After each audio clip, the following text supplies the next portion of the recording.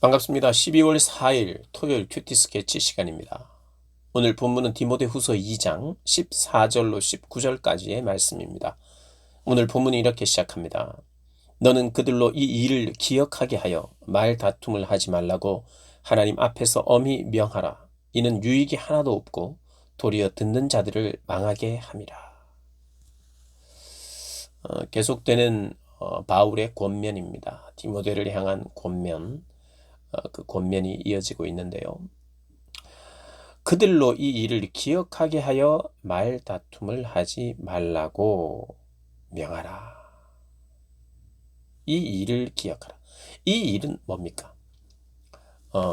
이 교회 안에 부겔로라든지 호모게네라든지 하나님이 허락하시는 복음으로 인한 복음의 영광도 있지만 또 복음으로 인한 고난도 있지 않습니까?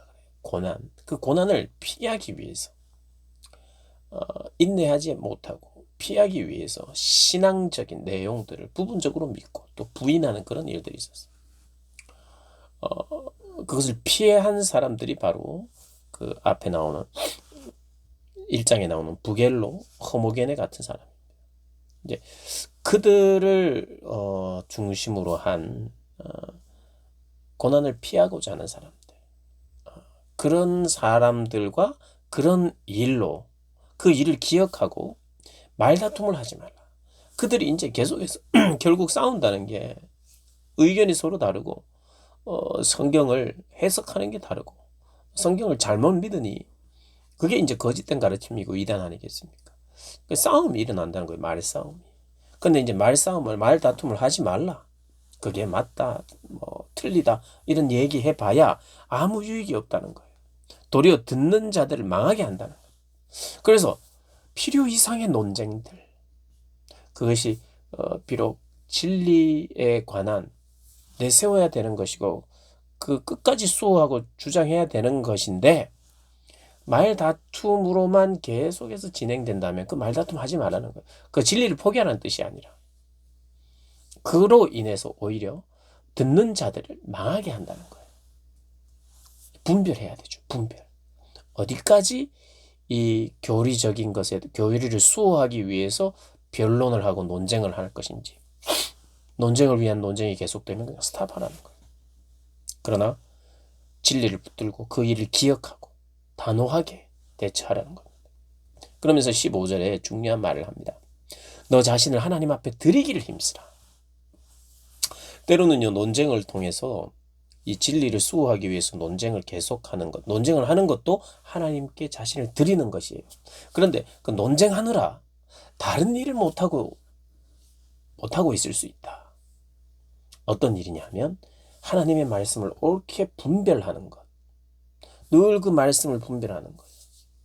그리고 부끄러울 것이 없는 일꾼이 되는 것. 그래서 그것으로 인정받는 것.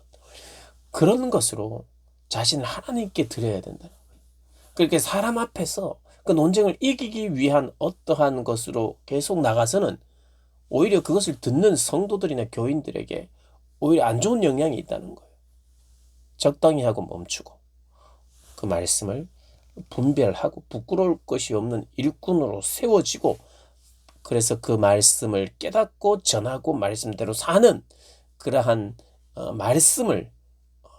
말씀대로 사는 그런 삶을 통하여 인정된 자로 부끄러울 것이 없는 일꾼으로 고난을 받으며 땀을 흘리며 희생하며 그렇게 사역해 나갈 때 부끄러울 것이 없는 일꾼이겠죠.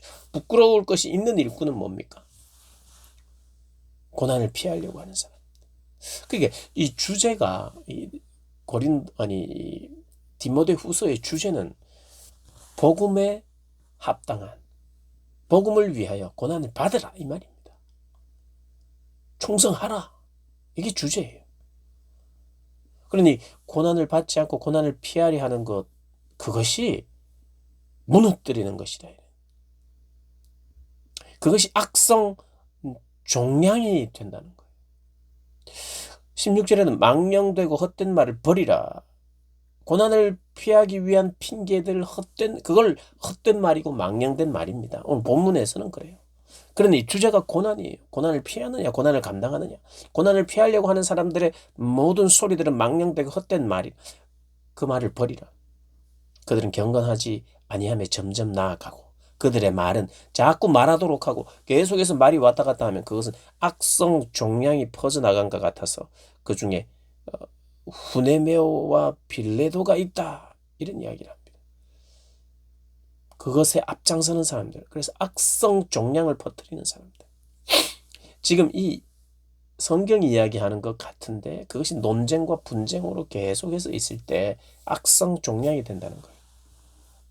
그래서 그런 것들 멈추라.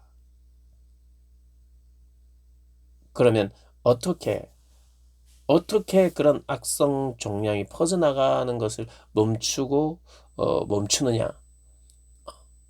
그것은 멈추게 될 어떤 비법을 가르쳐 준다기보다도 악성 종양이 퍼져나간 것 같이 그들이 악한 영향력을 끼치고 있는데 진리의 터, 하나님의 견고한 터가 있으니까 교회가 그렇다는 거예요. 교회가. 그리고 그리스도의 피로 값주고 산 교회는 무너지지 않는다. 그래서 교회가 교회답게 그리고 네가 옳게 말씀을 분별하는 사역자로 부끄러울 것이 없는 일꾼으로 그리고 인정받는 자로 하나님께 드려질 때 그것은 묵묵히 그렇게 교회가 교회다운 모습을 보일 때 하나님의 견고한 터기 때문에 무너지지 않는다는 거예요. 악성 종양처럼 퍼져나가지만 하나님의 그 터 위에 세워진 교회가 흔들리지 않으니까 걱정하지 말고 너는 그렇게 교회를 지키고 인내하며 복음에 합당한 삶을 살아라. 그리고 불의를 떠나라. 주의 이름을 부르는 자들마다 불의를 떠나라. 이렇게 이야기를 합니다. 악성 종양과 같은 그리고 고난을 피하는 자들의 메시지의 핵심은 뭐냐면 18절에 나옵니다. 진리에 관하여는 그들이 그릇되었도다. 뭡니까? 부활이 이미 지나갔다 하므로 어떤 사람들의 믿음을 무너뜨리는 부활을 믿지 않도록 하는 것이 믿음을 무너뜨리라는 거예요. 무너뜨리는 아주 강력함입니다.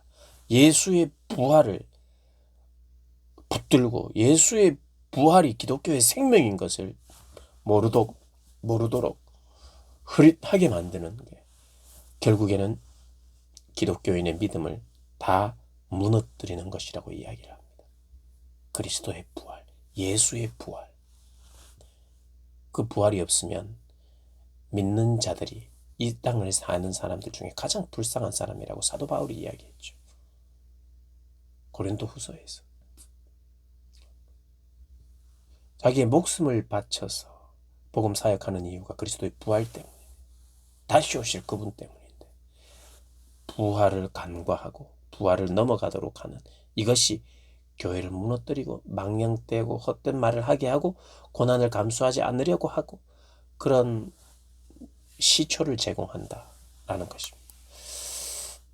그래서 나는 부활을 얼마나 붙들고 있는가, 붙잡고 있는가 잘 살펴봐야 내 신앙의 참된 생명력이 부활신앙을 고백함에 있다는 거 잊지 않아야 해요. 그래서 우리의 신앙을 점검하셔야 합니다. 나는 어떤 예수를 믿고 있는가? 성경이 말하고 있는 예수를 믿고 있는가? 부활하신 예수를 믿고 있고 나도 부활한다는 것을 믿고 있는가? 그리고 주님은 반드시 다시 오셔야 된다는 걸 믿고 있는가? 이 진리의 핵심을 돌아보시고 또 점검하시고 붙드시는 여러분들 되시기를 주님의 이름으로 축복합니다.